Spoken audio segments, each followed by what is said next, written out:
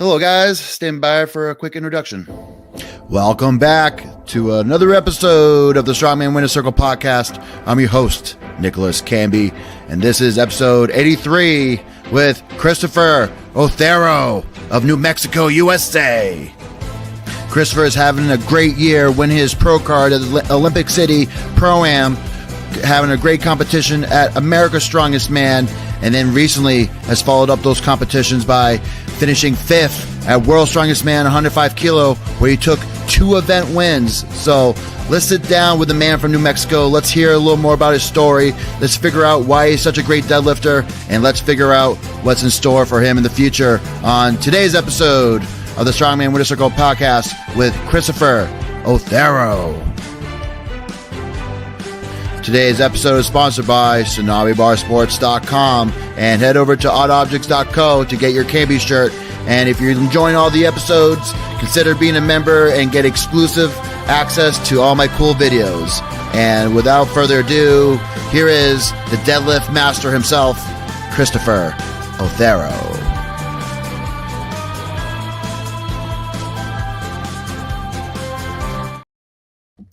Those intros are always the best.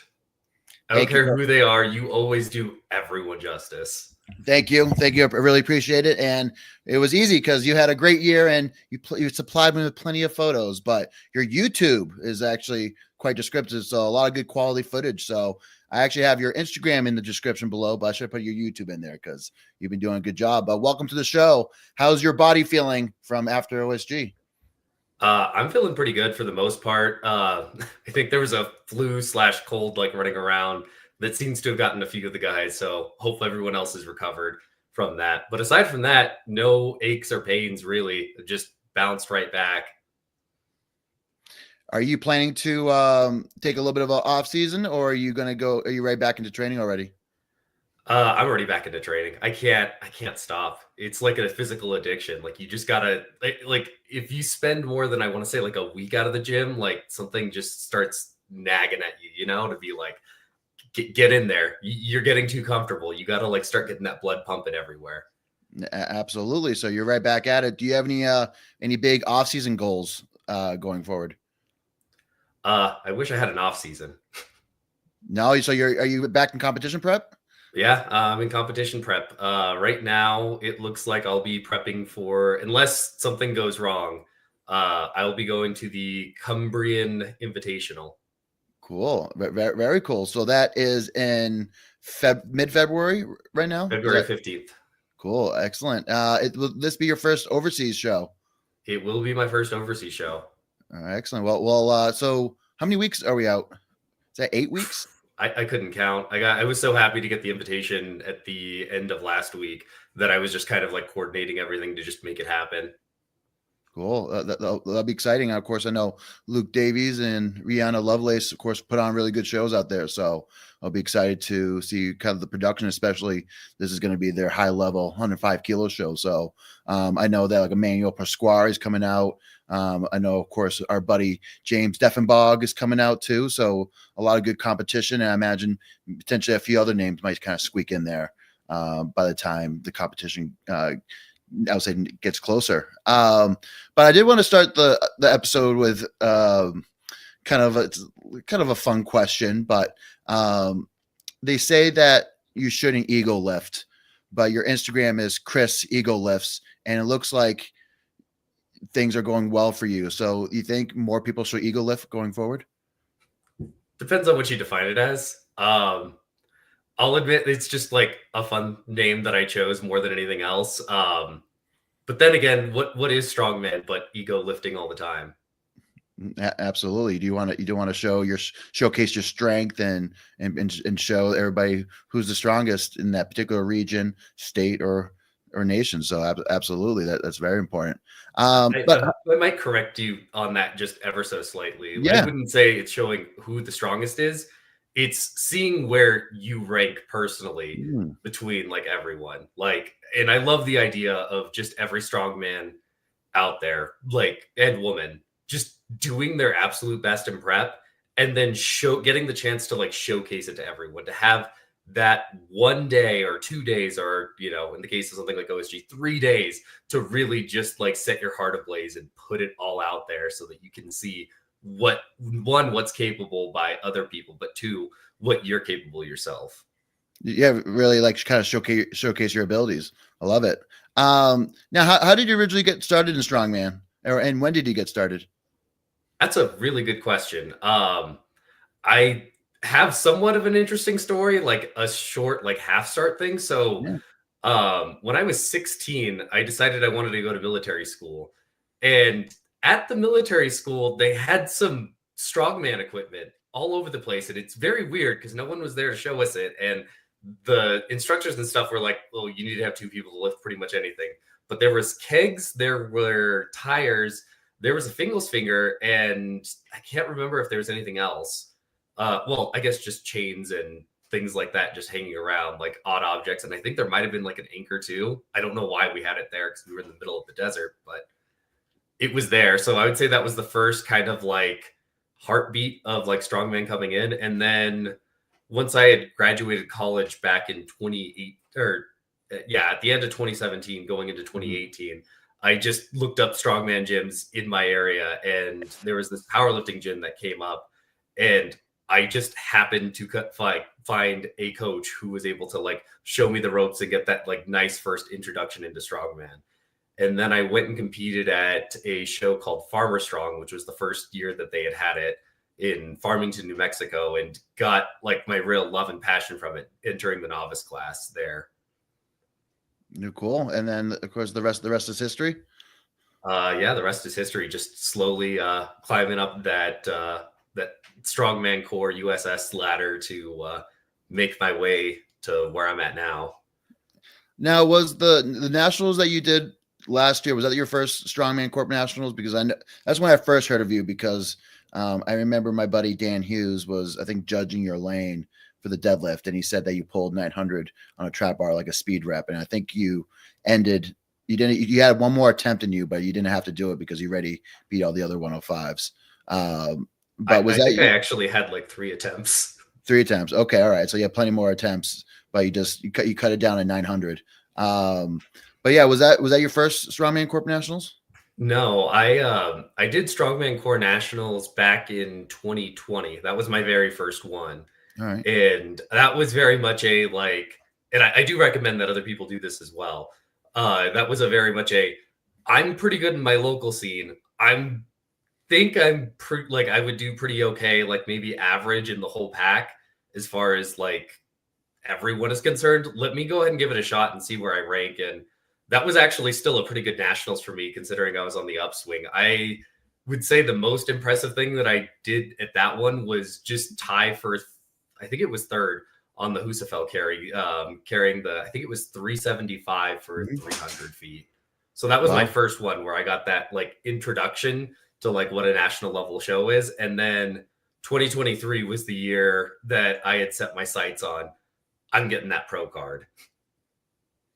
All right, excellent. Yeah, that 2020 nationals was a very stacked nationals, because that's the nationals, of course, coming out of COVID. That of course you had guys that haven't competed all year, and this is the one opportunity that they had. So it brought out all the best 231s, and I believe that's the year that Justin Loy won. No, Justin Loy won that year. He tied. So the year he tied Anthony. He did win. I'm trying to think. Was Anthony? So no, Anthony I think that was there. He was there at the nationals, but he was like coaching or just hanging out. Really cool, like fun, smiley guy. Wish we could see him more in general. Just from the one time meeting him in 2020. But Justin Loy had like one of the most dominant years. Yes. In 2020 at that nationals. Like his bag toss was just insane. I'm trying to think that what year was the year that San Lorenzo tied the winner? I thought for some reason it might have been that year. It might have been 2021 or 2022. Okay. I'm getting all my years mixed up. But yeah, of course that would have been a very kind of a good introduction to, I would say, the national scene back then. Now, did you have any earliest inspirations back when? I always say like my favorite inspirations, one of them is, and we always say give thanks to Mr. Sojourner Ficus, but in general, do you have any early inspirations in terms of strongman or even the world of strength? I mean, I'm the deadlifting guy, so of course, you know, John Paul's my guy. Yeah, absolutely. Yeah, of course, he had he dominated a lot of great shows, and he was of course revered during the time. So yeah, I imagine you watched a lot of the old times World's Strongest Man episodes, even prior to competing. I actually got into more of the older stuff, I think, as I got into the sport, but most of the like I think I was watching most of like the early like 2013, 2014 stuff when Brian Shaw was getting really big, and it was just kind of like seeing the sport for those who actually like get into strongman. Like sometimes it's just like that looks really cool. I want to do that, and I'm just so happy that weight class strongman has like taken off so much to the point where like anyone can come out and just see what it's like to lift these different implements and also get that experience of lifting like awkward objects because it does translate over into real life really well, and it's just surprising. Yeah, absolutely. Now, of course, talk a little bit about OSG. So, I imagine you took a little bit of a break after America's Strongest Man, and you put together a pretty good prep. Or did you qualify for OSG and then do the OSG, get into the OSG finals training? Oh, I was a bad kid. I was way too excited at the idea of doing ASM. Like there was just way too many strong guys there that I was like, dude, I want to meet all of them. This is going to be great. We're going to all go compete and hang out and do all these things. And yeah, we did do that. And it was a great show for that introduction. But also, I had set my sights this year on going to OSG and seeing how I stacked with everyone else because I didn't really know where I stood at the beginning of the year, especially after getting 14th, I think, at Nationals in 2023. So I was like, let's see where we're at OSG after we've put in some time, put in some training to do things. But yeah, I went to the Southwest Regionals literally like a month after doing ASM. All right, excellent. So now, how was your prep leading into this? I imagine it went pretty well. Did you have like a pretty routine prep, or like tell us about kind of training leading up to it? Well, it was I'll be honest, it was not the best prep in the world. And there's some things that I can fix on my end to like get it to be better, but they're just small things like fixing dieting and timing and things of that nature for like cutting and things like that. Cause going into it, I probably had my literal best day of training ever about 2 months before the show. And then we started the cut like about a month out, and that cut just destroyed me after like it was such a contrast having my literal best day and then just feeling that like strength go away by just like losing the calories and things like that. So I think there's things that can be adjusted there that'll help make that go better. But even at that, I'm still grateful that I was able to like perform at least to my best abilities with the kit that I had brought to the show. Now, where did you start your like, for instance, like where did you start when you started dieting? What were you weighing at?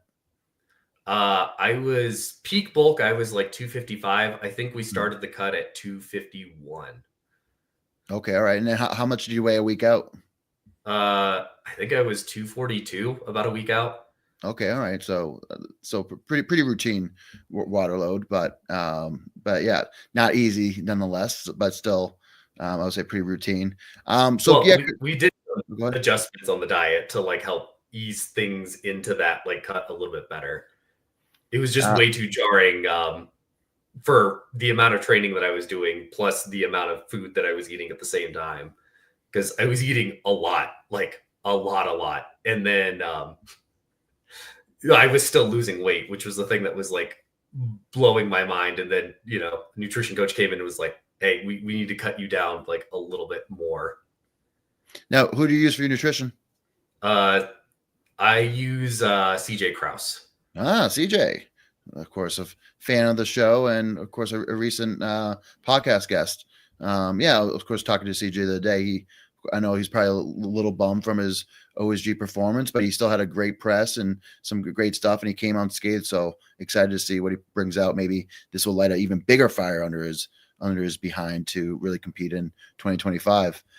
So you get to OSG. So this is your first OSG experience. So you're going up against 40 of the best 105 kilo athletes. So yeah, what did you think when you got to Madison, Wisconsin? Damn, it's cold. That was my first thought. My second thought was, damn, I can't wait till this weigh-in's over. And when we went to the weigh-ins, I was just so happy to see Aiden in line, Aiden Howell, world's strongest mullet, and just have that friendly face there and see him with his gallon of chocolate milk ready for post weigh-ins. Wow, he's a gallon of chocolate milk? Yes, he door dashed like a gallon of chocolate milk and some Gatorade to like refuel. And I'm like, dude, I don't know how your stomach can handle that. You know, I have a funny story when it comes to the chocolate milk at weigh-ins. It was 2013. It was my first nationals in Denison, Texas. So I was doing 231. I had a buddy doing heavyweight, and we were going to weigh-ins, and we saw some guy with some long curly hair, and he didn't really look like much, but he had a gallon of chocolate milk, and we were asking, like, why do you have chocolate milk? He's like, oh, it's for my refeed. I think it just really helps me kind of put the weight back on and feel good about ourselves. But we never heard that before. So we were kind of like pondering, like, this guy's going to do like really shitty at the show. That guy ended up being Zach McCarley. So he went up, he went on and ended up winning America's Strongest Man that year. So America's Strongest Man was with all the amateurs in Denison, Texas that year for 231s. And then he also was doing the same weights as the heavyweight. So he ended up winning the 265 class. And then he ended up actually taking second in the open heavyweights as a 231 pro. So so he ended up kind of crushing it. So we never stopped. We never questioned his methods ever since. But that was my first taste of Zach McCarley, of course, the winner from earlier this year too. So hold on, you back that up a little bit. Zach McCarley had curly hair. Yeah, long flowy hair, man. Yeah, and it's great because Zach has a really Zach has a great YouTube channel. So if you go back to you can find all those contests, and he vlogged before vlogging was very popular in strongman. So you can go back and watch a lot of his stuff. But yeah, he had some long hair. I think he recently cut it because he had long hair at Clash on the Coast. And when he came to do the Axel record in 2022. So I think he recently cut it. So, but ever since then, he always had the long curly hair. Oh, that's exciting. I was gonna have to like hit him up for like, hey Zach, can you send pictures? Because it's so wild to think of that. Just if you see him now, he's so clean. He's very clean. And I would say, yeah, Zach is insane. Very much, Davio. Of course, thanks for tuning in. So kind of getting back to a little bit OSG. So you get to OSG. I know, of course, it seems like right now press is not, of course, your top item, but like, of course, you got your one rep at what was it, 300 pounds, right? That was your first rep. Now you're pretty happy with that? Because that seemed like that was a PR, right, from ASM? No, I actually hit 310 at ASM. 310. Okay, got it. Yeah, no, considering where I was at and what was going on as far as like coming into the show, yeah, I'm starting to realize how much food can affect that overhead press and just that like energy system that like it relies upon, because it's such a, especially split jerking it's so explosive and it takes so much out of you to do it. Shout out to actually like Tom Owens for power jerking the log. Like I remember asking him at the show, I'm like, hey, how do you not like waste a ton of energy doing that? And he's like, I do. Yeah, absolutely. And especially if you have to move your feet back into place, that's half the battle as well. But yeah, no. So I was okay with that. I was like, this is the main reason being it was all I had on the day. Because I did go for 2 more split jerks after it, but the gas just was not there to like put up the log. So 1 rep, I'll take it. It was a lot more than a lot of the field did, because a lot of people were gung ho about the 330, and I just didn't have the 330 on that day. So I was like, okay, I will take my 300 and just be happy with it. Sure. Now Now, did you hit 300 or heavier in training?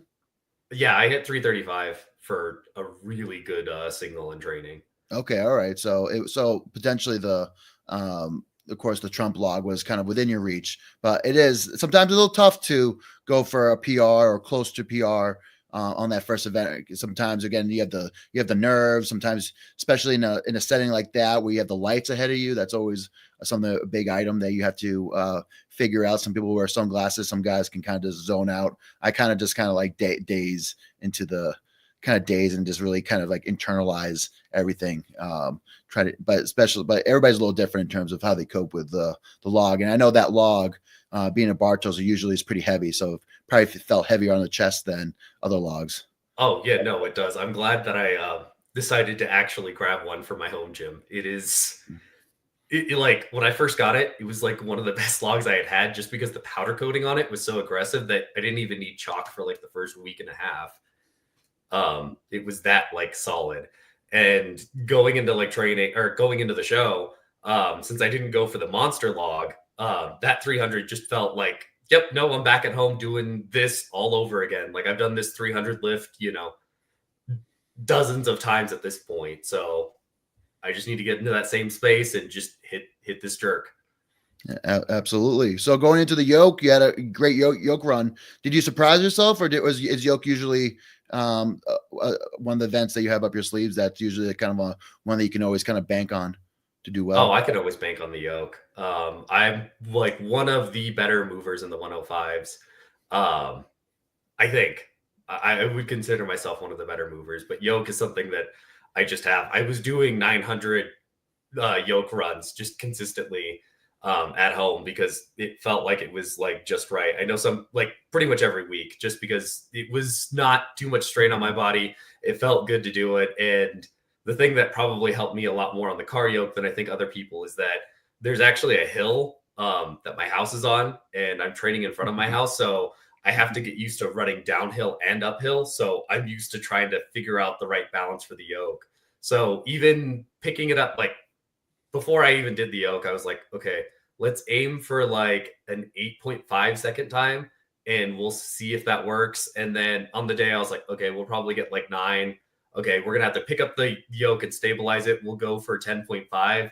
And then halfway through it, I was like, I'm going to lose an extra like half second or so just because I couldn't pick up my speed from like, let's say second to third gear because the yoke was just teetering so much that it was more important to keep it up than it was to try to like get more speed. But if I had like 3 or 4 more runs, which I would have loved to have done to like just get more comfortable with that yoke and figure out where that balance point is, it would have been great, like just for the learning experience and things like that. But everyone had the same hand dealt on the show where we all just had to pick it up at the time. I mean, they had a yoke in the back that we could like warm up on so that our nervous system wasn't just taxed right off the bat. But yeah, no, yoke is something that I'm good at, and I'm usually pretty excited to take on. Excellent. Well, it ended up being a great run for you. You ended up taking second. So it would have been first out of the guys in the finals. So I think that's always important. That's very important. And then following the deadlift, so I was, of course, I was looking at I remember watching it live, but of course, going back into your YouTube, I didn't realize that you kind of you go up to set up this with the straps, but then you forget to buckle your belt. So you go back and buckle your belt, and then you go out and hit 6 reps really, really fast and really easy. Now, were you wearing you were in a suit, right? Yeah, I was in a suit. Okay, all right. But yeah, that looked pretty easy. Did it feel easy, or did you play it off pretty to make it look pretty comfortable? So before I even went out for the deadlift, Kevin Candido came up to me and was like, okay, can you at least make it look like it's difficult? And I was like, I'll see what I can do. I failed. I'm sorry, Kevin. I just have too much fun deadlifting. Yeah, that felt, I guess for reference, that probably felt like 315 to most people, like deadlifting. Like that felt so light and effortless. Like the difference between the 750 out there and my first warm-up rep at 500 was basically nothing. Well, so yeah, maybe you have a little more in you. So you're excited to push that. We're gonna get into deadlifting. That's of course my next segment because we're trying to dissect it a little bit. But then of course it looked like you had a good run on the medley, and then, on day 3, of course you had the sandbags. Of course, it didn't seem like, of course, it was one of your better events. But of course, I'm not a huge fan of sandbag toss either. I always say it's too light of an event. There could be other ones. Could have another press. Could have another item. But yeah, I get it why we always put in sandbags. But yeah, tell us a little about the wrecking ball. So your other event win with the wrecking ball hold, of course, 2 minutes. I would say that's probably higher than most of the other weight classes, and of course, even on the female side. But yeah, what did you think of the wrecking ball setup? I really liked it. Just because it's one of those things that it's just like that's such a spectacle to look at. And then like even before going into the wrecking ball hold, because for the top 10, like every class was going sequentially up. So you had plenty of time to like look at other people doing it. And it was just always insane to like see everyone be okay, okay, okay, and then boom, they're just out of energy and they're just exhausted, like falling onto the back thing. So I think Lynn did a really good job setting up his volunteers and setting up everyone for that to like catch people and everything else. I was really grateful that Mark Deadliest Lift was willing to just talk to me the whole time while I was holding it. Because he like even asked beforehand, he was like, so do you want to talk the whole time or to like make it easier? Or do you want to just go silent? I was like, dude, if you're willing to talk to me, that's the best. And, we just had a conversation about lunch the whole time I was up there. So you were, I know I remember watching it, but like, so you were talking during it. So like, you would think that like, of course, releasing air might like make it tougher, right? I wouldn't know. I legitimately did not feel anything until I got tapped out for swinging the ball too much. Oh, interesting. So I'm assuming that's what it was. I remember hearing some rule about that, but yeah, I was still holding it until I got the tap, like saying you're done at 212, and I was like, okay, I'll put this down. All right. Then of course you have a pretty decent stone run. Of course you were going head to head with McKeegan, so of course I remember watching that. So was, of course, like looking back at it, did you think that like after going into it that you had fifth place in you, or did you kind of surprise yourself? Fifth place sounds about right for everything that was going through. It was just really getting into the top 10 that was like the most important thing to like not mess up.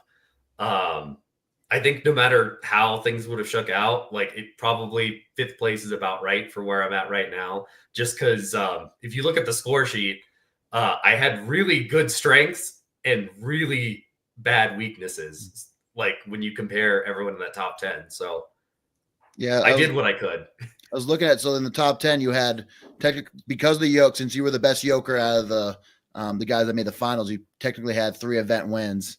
And the only other guy that had that was Alec, so our eventual champion, and only 5 points off of podium. So of course, if you make up some of the other points, of course, going to be right there. Planning on coming back next year? We'll have to see how things play out. It's hard to travel and see how much vacation time I actually have with work and things like that. So right now I'm only looking at like the first half of next year, and then we'll just kind of like see how things play out by year. Like a lot of it depends on location and like the cost of like flying out and traveling, and then the cost of, the time away and things like that. So if the cards play out, then yeah, I'll probably be back, but we'll just have to wait and see on that. All right. Excellent. Well, of course, everybody will be excited either way. And of course, maybe some of the deadlifters will be happy if you potentially just got to skip it. But again, everybody wants to compete against the best, so they probably hope that you're there. But we're gonna talk about deadlifts going forward, but we're gonna take a quick commercial break. So 40 seconds, Christopher. Are you ready to shake up your training? Are you ready for your next challenge? Tsunami Bar Sports is here to boost your power, stability, and coordination. Whether you're superloading and using it to target barbell-centric movements or using it for ballistic weighted plyometrics for more sport-specific purposes, the Tsunami Bar has you covered. Our patented and flexible barbell technology is designed to help you improve in all things human performance. Discover the difference at Tsunami Bar Sports today. Visit tsunamisports.com to learn more. Use CANBE10 for 10% off of any Tsunami Bar product, or pause the screen and use the QR code. Now back to the show. Have you ever gotten floppy, Chris? Have you ever got your hands on the Tsunami Bar? I have not gotten my hands on a Tsunami Bar. All right. Well, I always say it's a pretty interesting tool. Of course, very helpful throughout my career. And it's interesting. Me and Amazon were talking about it. Of course, he wants to see it more in Europe. So I think if any Europeans are listening to the recording or on live, will eventually be a distributor out in Europe, being able to kind of send that out. But talking about deadlifting, I don't think Tsunami Bar. It would be tough to deadlift the Tsunami Bar because it can only hold so much. But I have one Tsunami Bar that can hold up to 800 pounds. So maybe one of these times, if we ever get you to Boston, Massachusetts, we'll try to max out the Tsunami Bar. But yeah, so how did you get into the rhythm of your deadlifting? Was it through you talked about your coach from that powerlifting gym when you first started? But like, what do you think kind of sparked it, or what's your philosophy when it comes to deadlifting? It really just okay. So talking about my older coach, and this is a really weird way to like start your strongman career. There wasn't really that many deadlifts in my early career somehow. Like, and so we never really got programmed aside from like just being an accessory very early on for like just general strength building and training. But the one thing that my first coach had said was, think about proprioception, like the way that your body feels in relation to like all of the like space around you. And that's kind of carried me a lot through a lot of different events and things. So knowing what muscles are activating and like really feeling and contracting every single muscle and knowing how they move, to the point where like deadlift to me is my favorite one, because I can feel almost every single muscle in my body working. And then you can feel as you lift the bar up, you can like feel every plate clicking into place as you like take out that tension in the bar and just get it to move and really like root your feet. Sorry, I'm getting super touchy feely and like No, this is good. Keep going. Like the space, but like that feeling of like, okay, you're going to spread your toes out and like you feel yourself root into the ground. And after you get that like first root into the ground, just feeling that chain like start picking up right at the quads into like the hamstrings, into your back, like feeling the lengthening of your arms and just every inch of your muscle fiber, like just tightening and bracing to like bring all of that together with a tight trunk. It's just a feeling like no other. So just really focusing on the getting the efficiency of that movement pattern up by, thinking about where your muscles are and where the bar is in relation to yourself.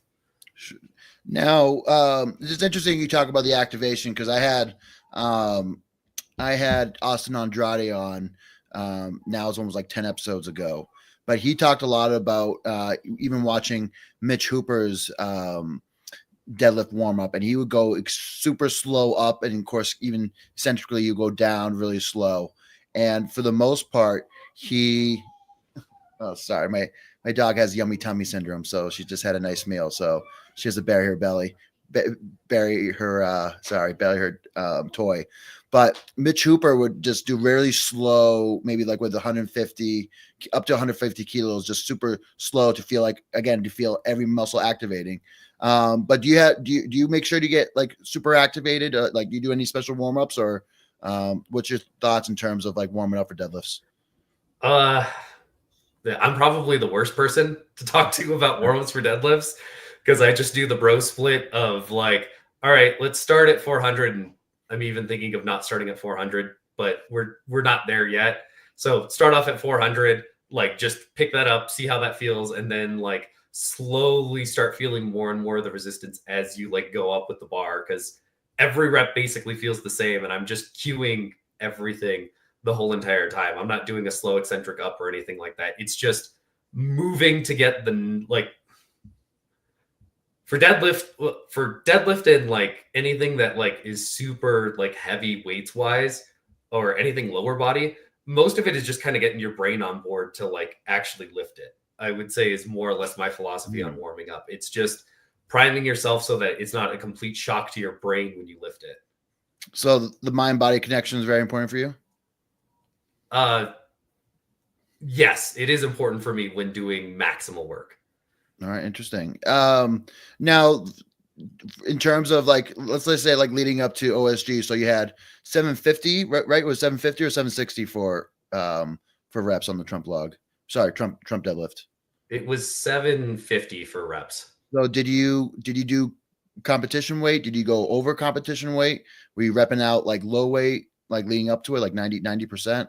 But what did that look like in terms of rep scheme leading into that? So leading into it, I had a pretty solid prep in the suit for that. So the way that my lifting is structured right now is we've got like a heavy day and a light day. So I'm deadlifting both ways, but with the suit was the light day, and yeah, I had hit competition weight pretty early on for 6 reps, leaving a little bit in the tank, or leaving quite a bit in the tank, just to kind of like get the feeling of it.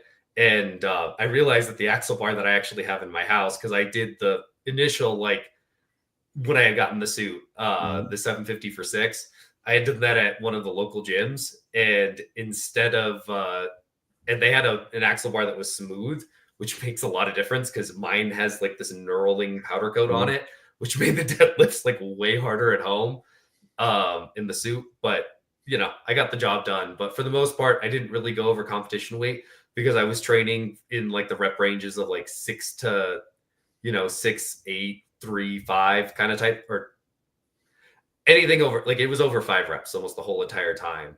And Nice. I wasn't really pushing for like maximal like weight. It was just kind of like it ended up being close to competition weight, but I was just training for reps. So what was all right? Interesting. So what was your heaviest set leading in training then? In training, I did the to make sure that I just didn't get like too used to the suit. My coach had me go ahead and do just raw deadlifts on the barbell, and my heaviest one there was 800 for a double, but that was also leaving Wow. quite a bit in the tank. Now, how many weeks out was that from the competition? That was about 4 weeks, 4 weeks Okay. out. And then after the 4 weeks, you kind of went back into the suit and did some again from 5 to 8 reps of kind of Oh no, lighter. I was training both the I would say as soon as I got the suit, I was training twice a week. I was doing deadlifts twice a week. Okay. One day in the suit, one day raw. Okay. All right. But the Wow. heavy day was raw, and the rep day, like the light day, was in the suit, even though the weight on both of them was about the same because the suit just adds so much. Absolutely. All right. Interesting. So, you kind of again mixing up both raw and suited. Now you're even in this training, like outside of just pure deadlifts, were you doing like a lot of variations? Were you doing a lot of accessory works, or were you just purely deadlifting conventionally?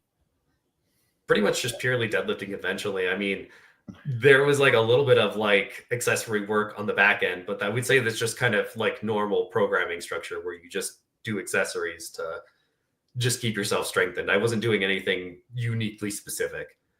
Now, outside of competition, do you have a favorite accessory, or do you like, for instance, like elevated deadlifts to work on certain sticking points? Do you find yourself doing deficit work? Do you find yourself even using like a trap, like Mexican trap bar? But like, what do you think has helped you in the past to get your deadlift to what it is now? In the past, I Yeah, would say or just leading into, let's just say, OSG, just the last few years, what do you think has contributed to your deadlift strength? Just I mean, solid programming. I think it's just solid programming and just that like just a lot of natural like ability and talent.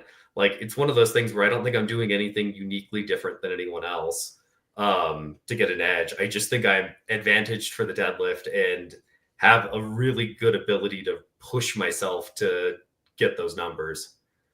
Interesting. So for the most part, now like outside of OSG, were you always kind of deadlifting twice a week? No, actually. So the deadlifting twice a week is a new thing from my coach, Jordan Roscoe. He's with at Rise and Defy Athletics. Mhm. So he's been my coach who I hired mainly to fix my overhead. And we've made a lot of progress in that realm just because my overhead was even worse than it is now. I've gotten it to the point where it's at least on the bottom end of mediocre, which I'm happy with because we take our wins where we can get them. But and we're improving. We'll get the overhead up even more here soon. But I found it interesting at first when he was like, yeah, I'd like you deadlifting twice a week, and we're going to go ahead and have like a volume day and then a more of like a peaked kind of day. And I was surprised that my body just accepted it so well. And it was better than what I was doing before. Because when I was programming for myself, I was doing massive amounts of volume. To just kind of simplify it a little bit more, I would basically do an RPE 8 deadlift, an RPE 9 deadlift, an RPE 10 deadlift for like an AMRAP, and then I would deload, and then we just repeat every month. All right, interesting. So you like to do three week blocks, and then with a deload week? Yeah, it was 3 week blocks and a deadlift week. That was what I was doing on my own programming, which I think helped build a lot of volume and mass and work capacity in those early stages. But at this point with my coach, it's like the difference between having a sledgehammer and just going to town, destroying a statue kind of type thing, and slowly like chiseling it with a hammer and being more refined. Because now I think I'm pushing heavier, like with my coach, I'm pushing heavier weights and I'm feeling more recovered and rested. Like I don't feel like I need as much like it's not like, oh gosh, I'm so looking forward to this deload week because I'm dying. It's like oh no, I'm just at a pretty solid level of training and recovery constantly. All right, interesting. But of course, my big takeaway. So the AMRAPs, so the RP 8, 9, and 10. I think that's something to consider. So for instance, would you do, for instance, just one set of AMRAP that, like, for instance, week one set of AMRAP at 9, week 2, and one set of deadlift? Yeah, it was something along the lines of, and I could look it up. Again, if you give me a moment, I think I can find it fairly quickly. Sure. What it was. Well, this could be good content for your own YouTube channel in terms of this is what programming has helped me.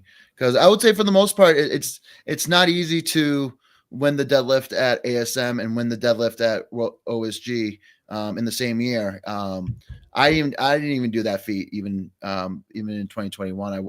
I tied for the deadlift at ASM and I took second behind Stephen Bradley at World. So I came close. I was always of course, deadlifting used to be my biggest hindrance, and then I brought that up a lot when starting from like 2020 and on.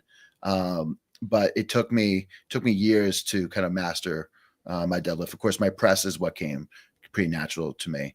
But yeah, again, I was going to say, so the overhead press, you probably won that both, at ASM and OSG in the same year, right? Yes. Yeah. I hope I was claiming to be the best presser, so I hope I kept. But yeah, I think I went on, but now I need to do that at the heavyweights. I can't lose it. I can't keep losing any more Viking presses to these fat slobs, right, Chris? I gotta start beating them up, even though I'm becoming a fat slob myself. But less about me, more about you. So again, winning deadlifts at ASM and OSG, pretty impressive. Do you ever plan to max out at all, or are you waiting for a competition to potentially to do that?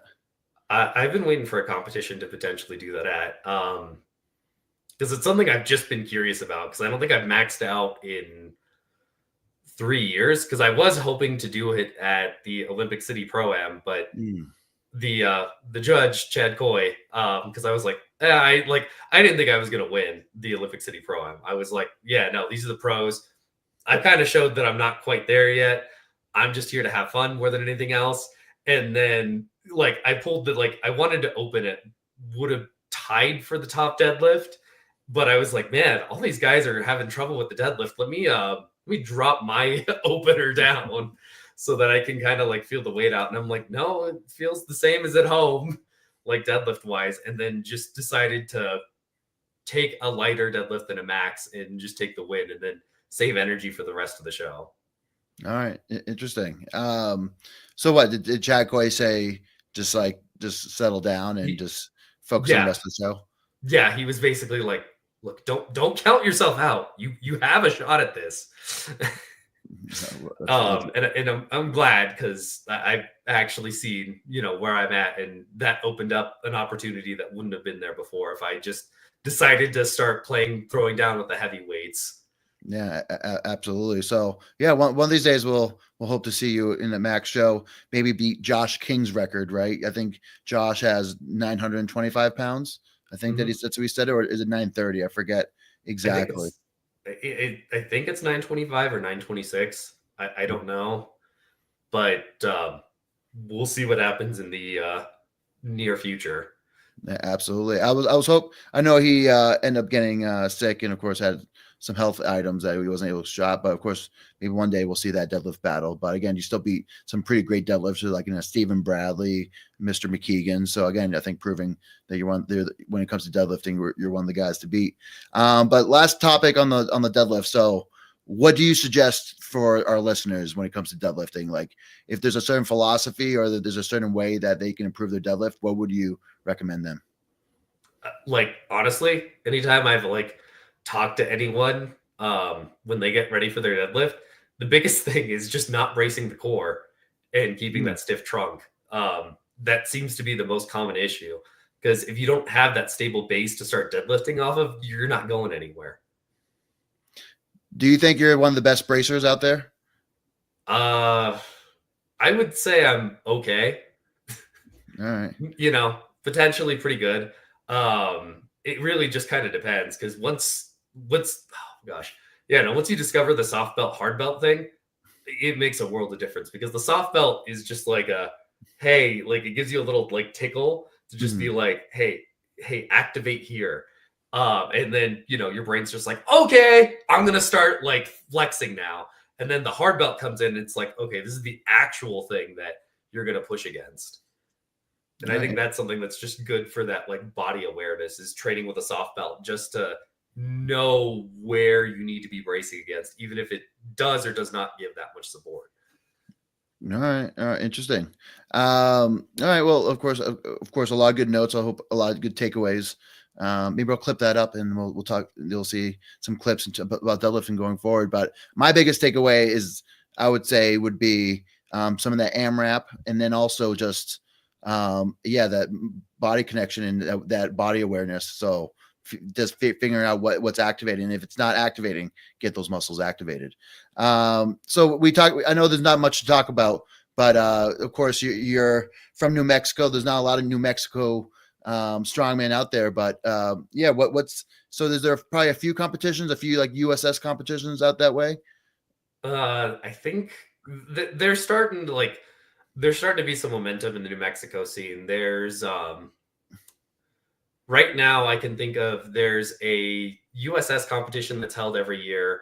There's going to be a strongman core competition coming here soon because Sonia Schofield is the new rep for New Mexico, and she's been trying to get the New Mexico scene up and running just a little bit more now. So she'll have like a New Mexico Strongest Man coming up here soon.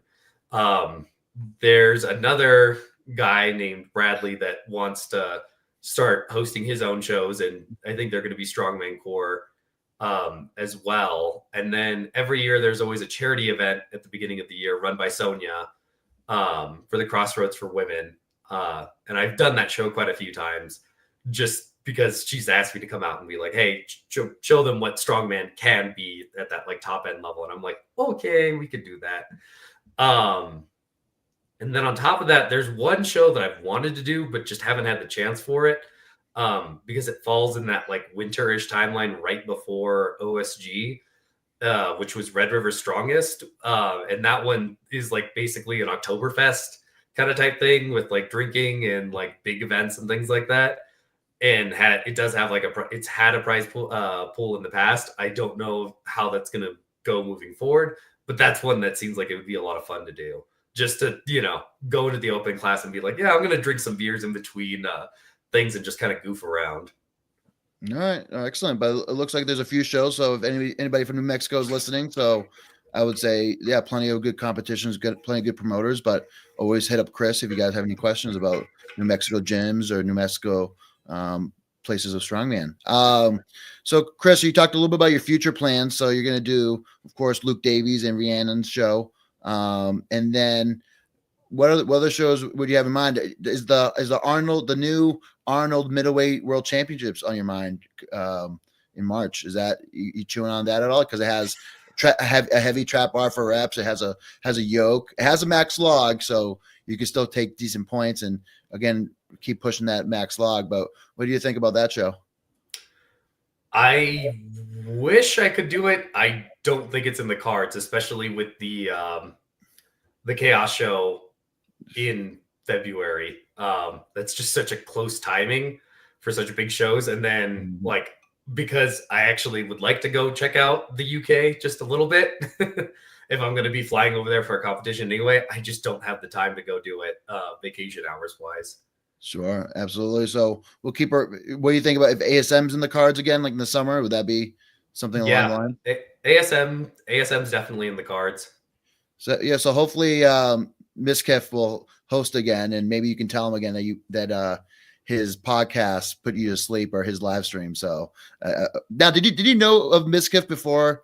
No, you didn't. I didn't know that much about Mizkif aside from like there was this one video talking about like how he uses like the same tactics as sitcoms by having an open door to like get people in. It was a really interesting video, and that's the only like thing that I had heard of Mizkif. Didn't initially like interest me, but started checking out some of his stuff when he started to like try to open up his own gym and things like that, just because I find that interesting. Like people that are passionate enough to be like, this isn't going to make me any money, but I'm still going to do it because I just feel that strongly about this.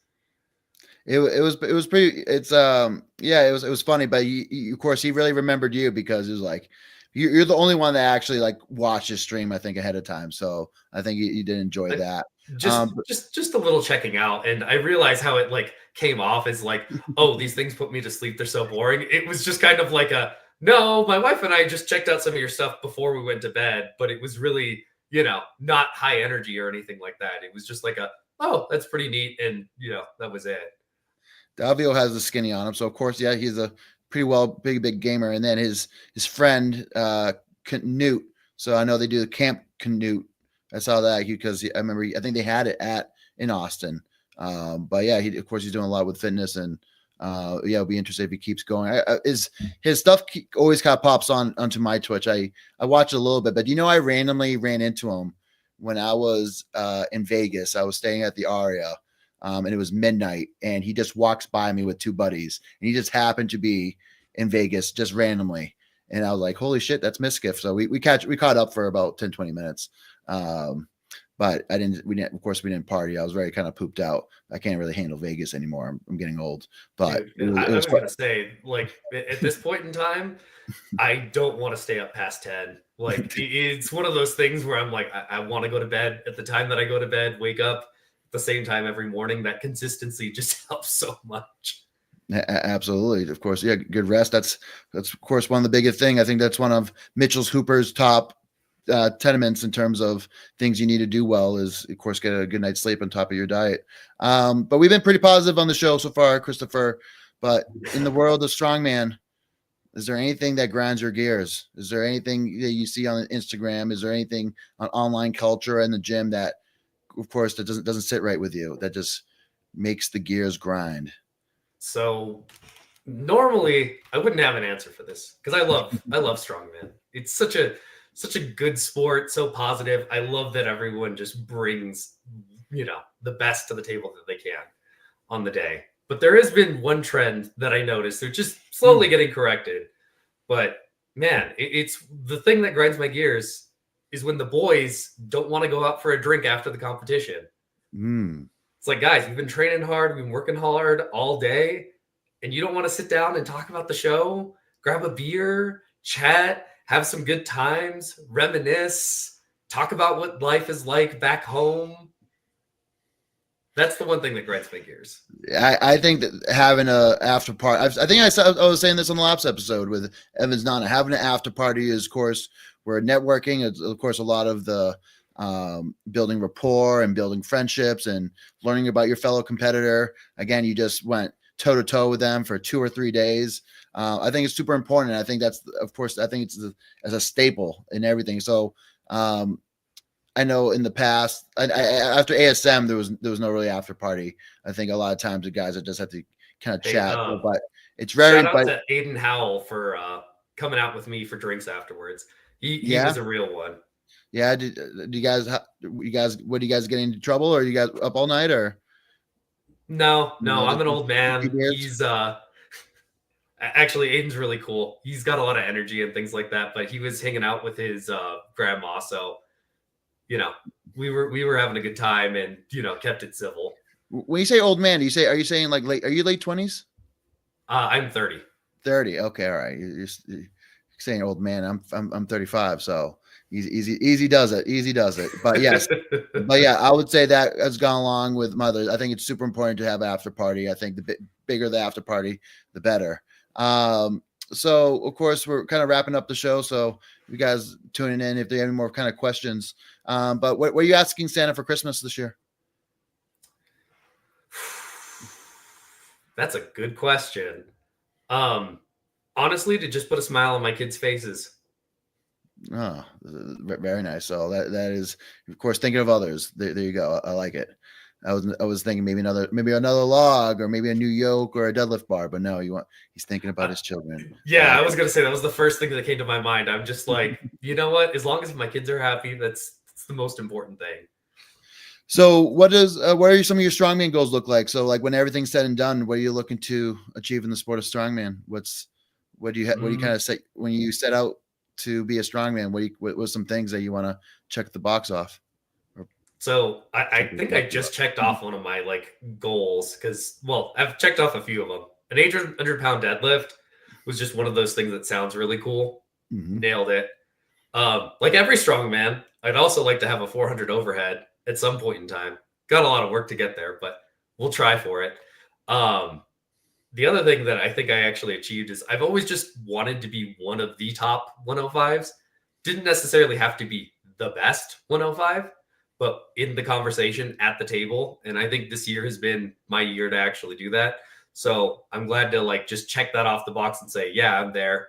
I'd like to actually win one of the big 105 shows. That'd just be cool, but it really depends on how well I do compared to other people. So if it's one of those things where I brought my absolute best and have worked on all my weaknesses and improved to the point where there wasn't that much more to improve, and there's just another guy who's better than me, so be it.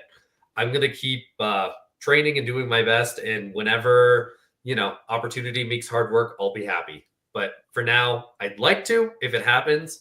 If it doesn't happen, hey, I'm already at the top. Yeah, absolutely. So I can be satisfied with that. And then the last one is to just get invited to the Deadlift World Championships. Mm-hmm. That would be huge and cool. Excellent. Well, they had of course open call out. So I think definitely potentially get around 950, or if maybe decide to move on beyond 105 kilos, I think that could be in the wheelhouse. I think that would be very cool. Of course, they've done Jamal Browner.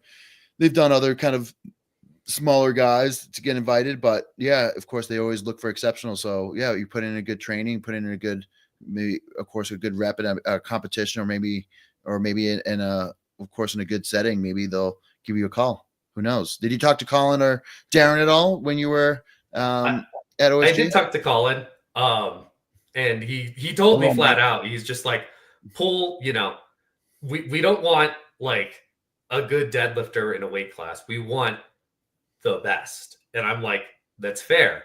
And he's just like, pull this number, make it look easy, and we'll find you. Don't worry about contacting us. We'll find you. All right. Well, he told you what you need. So I'm glad. So you asked about your potentially. Awesome. Way to go. Sometimes you gotta ask the order. That 750 felt so light on that day. I could not tell you how weightless that felt. Double digits, maybe if you strapped in early and you did all 60 seconds. If I had all 60 seconds, yeah, no, definitely. I think if I had actually tried or been pushed to, I probably, in the time frame, because I'll admit, ego lifter here. Yeah. I very much wanted to casually come up to the bar. That was very intentional. I didn't want to be rushing and running and trying to do all that stuff because I knew I had the time. I knew I was totally good. I just needed 15 seconds and that'd be enough to get, like 6 or 7 reps. That's all I needed. But on the day, 16 reps was there. 16 I would reps. say 16 at Awesome. 750. Well, one of these days, maybe we'll see. Maybe there's someone in the 105 classes going to want to push you and knock you off your deadlift pedestal. So maybe they'll push you to that point one day. Let's go over to Davio for a second. Correct me if I'm wrong, but recent strongman events focus more on speed. What do you think about that? And do you think someone can beat Mitch's records in the upcoming Arnold Classic? He's known for his agility. It will be interesting because first of all, we don't know what the Arnold events are, so that's be tough. But like in general, strongman, I think, has gone back and forth in terms of there's some contests that focus on, I think, overall speed and agility. There's some contests that are pretty heavy or pretty stacked. Like I think, correct me if I'm wrong, Chris, but like let's just say the Arnold Classic when they had the Denny Stone walk. That's not light by any means, right? Because one stone's like 400, the other one's in 300 and change, and you're trying to walk 5, 10, 15 meters. So, what do you think? Do you think strongman has moved towards more agility stuff, or do you think it's as heavy as ever? Both. I think both are true. I think the strongman at this point has incorporated more agility and moving events, which I think makes for more entertaining, like watching, to see somebody actually like move fast and have like the objects. I think they're weighted in the appropriate weight where it's both heavy and you have to move fast for the moving events. But it's not like we still don't have the heavy static events. They're still there. They're still a gauge to like be, or there's still a standard to be like measured to. Yeah, absolutely. But I think it depends on what show you're talking about. Like SEL shows, very lighter, more athletic. You're going to see, again, a little more of just kind of, again, pure athleticism. The Arnold is always going to be heavy, even that's for reps or if that's for like a max. Of course, we're seeing there was 3 or 4 shows that have max reps. World's Strongest Man is always going to be lighter in the heats and heavier in the finals. And then you look at something like which of course Strongest Man on Earth is heavy just to be heavy, and then the Rogue has a lot of heavy medleys. So I think it's definitely combine the two. So that's a great answer. So of course we talked a little bit before, but if you want to follow Christopher, I'm going to have his Instagram below, and also I'm going to have his YouTube. So I hope to see more YouTubes going on. I think YouTube is the best way to connect. And I'm already seeing some pretty good editing skills coming out of you, Chris. So are you doing all your own editing? I do not want to take credit for that. That is my wife. The wife. Jessie. Oh. Good job, Jessie. She is on point for all of this stuff. And she is so passionate about like the production and everything. Like she's the reason why I have this like, nice backdrop right here. And the lighting is actually pretty okay, I think, for the most part. She's just amazing. Like behind every, great man or woman is a support network. And she is like just carrying it on her back. Oh, excellent. Well, of course, good job, Jessie. And then after Christmas, I'm going to have Nick Hine on. And then after Christmas, I'm going to have Josh Spurgeon on. In the new year, I'm going to have Nick Hine on. But who does Chris want to see as a future guest? As a future guest? Like I'm going to, of course, maybe sometime in 2025. Who rings a bell that you like, I want to hear from this guy? It's kind of the problem. You've had so many of the good guys on already that it's hard for me to like be like, this guy is totally like the guy to talk to. Maybe put Kevin Candido or Aiden Howell on. Ooh, I think that's a good contrast of, you've got Kevin Candido, the, grizzled veteran who could probably tell you all the different like stories and things like that. And is just generally a good guy. And then you've got Aiden Howell, who's just up and coming and just full of energy and just ready to like take on the world. Yeah, absolutely. I've been looking to try to do more live podcasts, especially with the local guys. So maybe that'll be a good one. Maybe I'll head down to Lightning Fitness.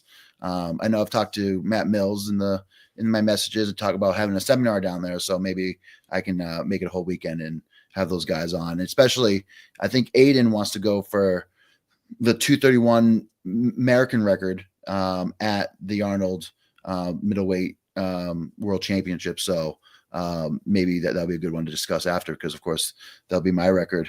So of course the Canby shirts are still available. So Mr. Mike O'Connor, got my buddy Anthony Pickering, and then the boys, of course, Judas Peach over there, sporting the Canby shirts. And of course, thank you to all the members. And then to finish out the show, what's one piece of advice you want to leave the listeners to, for instance, their last memory of Chris Otero on the podcast?